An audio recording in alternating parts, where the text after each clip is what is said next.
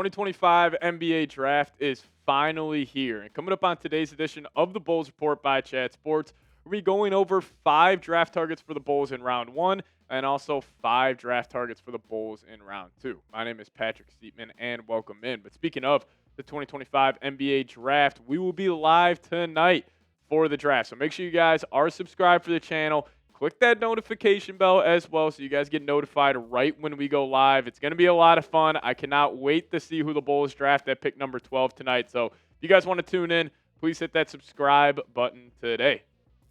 All right, so the Bulls got 2 picks in the 2025 NBA Draft. They got pick number 12 and they got pick number 45. So we got 5 draft targets for pick 12, 5 draft targets for pick 45. Overall, though, the Bulls, they got a chance right now to hopefully solidify their roster a little bit more than what it is right now. And we're going to start off with a guy who, we talked about a couple of times here on the show, but Carter Bryant, forward out of Arizona. He is a typical 3-and-D role player. He's got very good size on his frame. Now, I will say, when we show the stats on screen, you guys may be getting a little vibe of Patrick Williams, where Patrick Williams, when he was back at Florida State, didn't play a whole lot, and he projected to be a 3-and-D role player, and we obviously know how that turned out. But Carter Bryant, I think, is a little different. I think he's got a more pure jump shot than Patrick Williams did. I was never the biggest fan of his release at the top of his jumper in terms of P-dub, but Carter Bryant's got a very beautiful jumper. I also feel like he moves without the ball extremely well. He is a good cutter. Now, has he had the production at Arizona that you would hope for a guy going in the top 12 of the draft? No, but this is more projecting here. And let's just say Derik Queen, Mal Watch are both off the board. Maybe the Bulls go in the direction of a 6'9", 6'10" physical forward who also can get it done beyond the arc as well. But another guy that's been mocked to the Bulls a couple of times, Noa Essengue.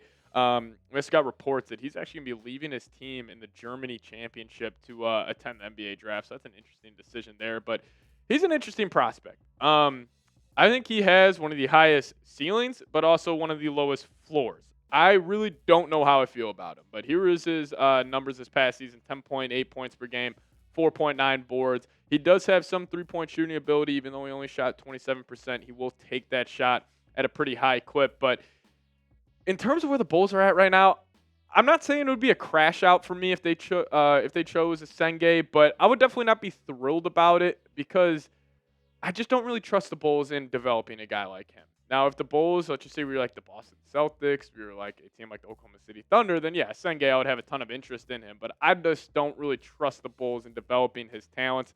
But again, he would be an interesting piece, can play some stretch 5 and play some big 4 for you. But I also don't think the Bulls will draft him, but again, there's some interest on the Bulls front office side of things here, so who knows what's going to happen. But the guy that I think is more likely than not to be a Chicago Bull tonight is Derik Queen.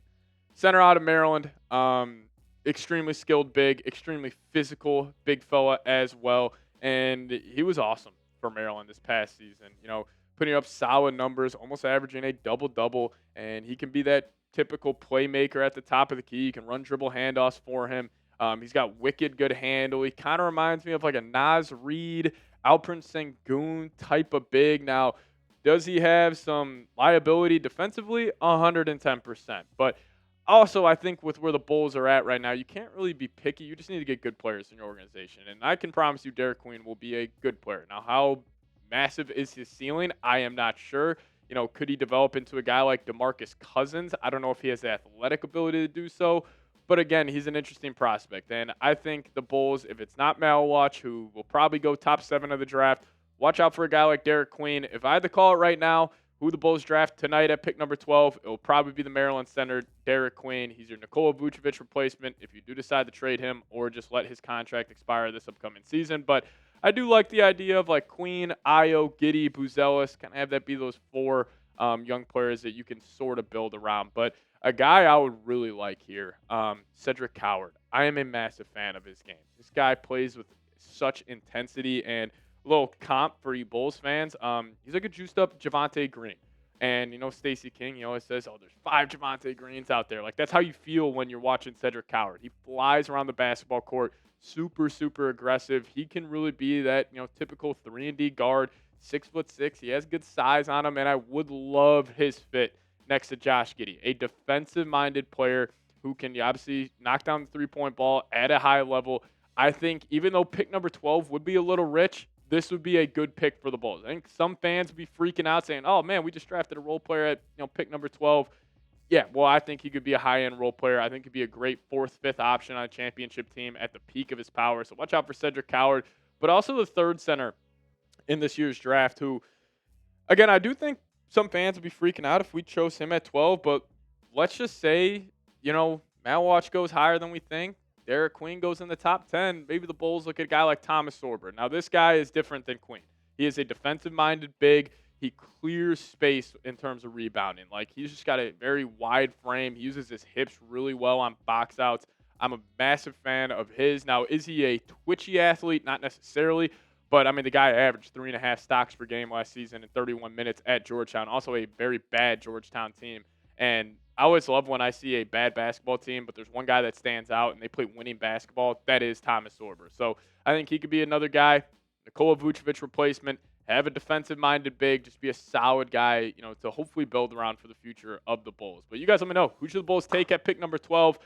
I'm going Derik Queen, Cedric Coward, and then Thomas Sorber. That's probably my top 3 for the Chicago Bulls. Now, we'll talk about round 2 here in a second. A lot of household names, actually, if you guys have been college basketball junkies over the last couple of seasons. So we'll dive into that here in a second. But if you guys want to get the Bulls draft hats, we have a link for you guys, chatsports.com/Bulls draft. Hit that link in the comment section and description of today's show. Get one of these hats. I actually think they're awesome. So if you guys want to take advantage of this deal, chatsports.com/Bulls draft. All right, let's talk about the second round pick for the Chicago Bulls. Pick number 45 and 5 guys they could pick. And all of these guys are guards. And all of these guys are actually proven college players. And first off here, Sion James, guard out of Duke. We broke him down yesterday on the show. He's a physical guard. He can shoot the 3 ball very well. I think he, has potential to be a pretty damn good defender in the NBA. He's got a great frame. I mean, you guys can see it on screen right now. Very, very, physical, great shoulders. Just, he's got a ton of mass on him. And, he's been a guy, he started off his college career at Tulane, had that breakout year his junior year, averaging 14 a night, came to Duke, played some high-impact basketball. And also, I love, a guy in the second round like Sion James, because he's already used to being a role player. Like when he was playing with Kneppel, Malwatch, and Flagg this past season at Duke, he really just had to fit in, and I think he could do that off the bench for the Bulls. He could space the floor very well, and also the Bulls need more pure shooters, but also pure shooters that can play both sides of the floor. That's who Sion James is. Now, is he going to be, a potential starter in the NBA? I'm not sure, but I do have some confidence that he could be a high-end role player off the bench for an NBA team. And another guy I'm a massive fan of here, loved watching him at Marquette, Kam Jones, man. This guy, he is one of the most skilled players in this draft. He is a super, super smooth game, and he's been killing it for the Golden Eagles over the last 3 seasons. Always been healthy. He's always shot the ball very, very well. And you guys see the points per game number go up every single year. He has developed his game very nicely. And, I have a tough time coming up with a pro comp for him, but he is just a ball control guard. I think he's an underrated playmaker. And, he'll come in and he'll be an immediate impact day one. Like, he's a guy where if you draft him, he should be playing for the Bulls right away. Have that lead guard off the bench, him, Lonzo. Now, if you do decide to move off Kobe White, you move Io to the starting spot, and then your guard combo would be like a guy like Kam Jones, Lonzo off the bench. Which would be a pretty fun guard tandem off the bench here for the Bulls. But another guy, Tyrese Proctor. Not the smartest basketball IQ, I will say, but this guy can shoot the lights out of the ball, and that's what you'd be drafting him to do. To shoot the ball, he can find the open spots very, very well. Shot 40.5% from 3 this past season at Duke, averaging over 12 points per game. And, listen, I'm a fan of Proctor's game. Would I rather go a guy like Sion James, who has more defensive capabilities in his game? Probably, but still, Tyrese Proctor, if the Bulls just want to add more shooting, this could be an interesting second-round pick for Chicago. And I'll definitely be interested in him. But a guy I'm really interested in, and this would be a reach of a pick. This guy is supposed to go late round 2, if not going undrafted. But Ryan Nembhard, brother of Andrew Nembhard for the Indiana Pacers, looks just like him, plays just like him. Like, if you want a pro comp for him, it is his older brother.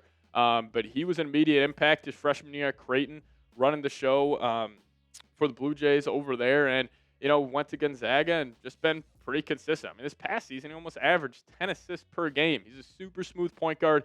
And he's a guy, I think his floor is incredibly high. Like, he will be an impact player. He's got to fight defensively. Now, is he the defender that Andrew is? Not necessarily, but could he develop into that? Potentially.